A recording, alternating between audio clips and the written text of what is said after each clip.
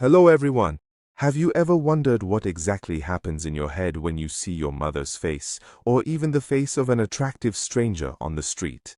Is it just a bunch of electrical sparks, or does your brain physically change shape? Or maybe an even scarier question. Do we first see something and then pay attention to it, or did we find it because we were already hungry to see it? Today, in this special episode of our podcast, we're going to dive into one of the most complex topics in neuroscience. With the help of in-depth conversations between Dr. Saeed and Dr. Vahid, we're going to find out how memory turns into matter and what the real mechanism of attention is. This discussion is absolutely vital for anyone who wants to understand the boundary between physics and consciousness. In fact, we're going to discover how our perception of the world reconstructs our biological structure. All right, Nasim, let's start from the basics. According to Dr. Vahid, who is also known as Dr. Searchlight in the literature, when we look at something, for example, when I'm looking at you right now, what happens physically? Look, Sina, Dr. Vahid explained the story beautifully, starting from photons. Imagine your image hits my eye. In fact, the photons of light are reflected onto the retina. There, we have a set of receptors called photoreceptors that detect blue, red, and green wavelengths. So it's exactly like a digital camera sensor. Exactly. These receptors convert the energy of the photons into electrical current. This current causes ion channels to open, and the signal is fired deep into the brain. But the real magic happens here. The signal goes to the back of the head to detect lines and colors. But at the same time, a copy goes to the front of the brain to figure out what this actually is.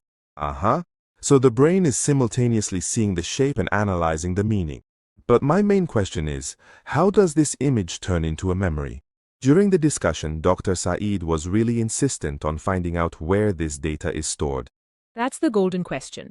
Dr. Vahid explained that at this point, a very important dialogue takes place called the cortico-hippocampal dialogue, meaning the cortex and the hippocampus start ping-ponging information back and forth.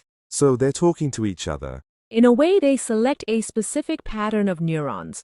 For example, they say that for Sina's face, neurons A, B, and X need to fire together.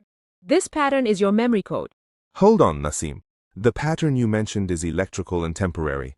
What if I want to remember your face 20 years from now? Electricity can't stay in a wire for 20 years. Dr. Saeed kept asking, where is it physically saved?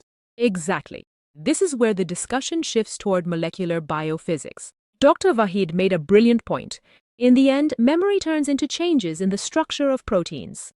Protein means my brain physically changes shape. Exactly. When a memory is repeated, the proteins in the brain rearrange themselves to physically engrave that pattern. It's as if it's being carved into stone. This is what turns a memory from short-term into long-term. And where are these proteins? They have a specific location. This is where it gets interesting. Dr. Vahid mentioned that we don't know their exact location.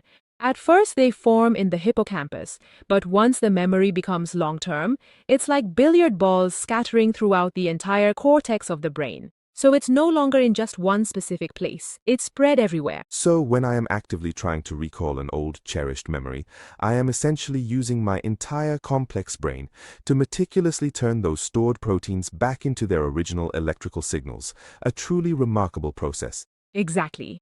Reconstructing that old pattern. So up to this point, we've understood how we see and how we store information. But there was a discussion between Dr. Saeed and Dr. Vahid that blew my mind. It was about attention. What really is attention? This is my favorite part. First, Dr. Vahid gave the biophysical definition. He said attention means synchronization. It means that different regions of the brain lock their frequencies together and synchronize. It's like several different instruments in an orchestra starting to play together, playing a note in unison. That was the technical definition. But Dr. Saeed had a very deep philosophical and cognitive definition. Remember? Yes. Dr. Saeed said that attention is the concentrated focus of perceptual faculties on a specific stimulus. He said attention is like all the strings of our five senses being woven together and pointed toward a single subject. And that's when the example of the hunter or the pursuit of perception came up. Yeah. Dr. Saeed asked a challenging question. Did that image outside catch our attention, or did we see it because we intended to see it? He believes that the intention to perceive comes before perception itself. Can you put it more simply? Look, Dr. Saeed gave the example that our perceptual faculties are always on alert, like a hunter and a hungry dog. For example, when you haven't seen your spouse for a while, your brain is hungry to see them. That's why you're always looking for that pattern on the street. So it means we're not passive, letting the world decide what we look at. First, we make up our minds, the brain's radar system turns on, and then we find that thing. Exactly. Dr. Saeed said that the intention to perceive comes before perception itself. This shows that our awareness is much more active than we think. Wow, it's truly amazing. From the photons that hit the eye, to the proteins that bend to form memories, and ultimately that inner resolve that determines what we see. And of course, there are still plenty of unanswered questions.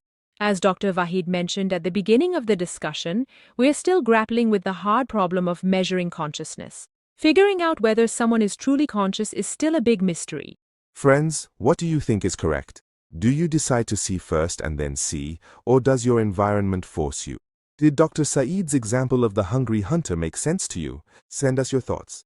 Until next time, take care of your neurons and brain proteins. Goodbye. Farewell.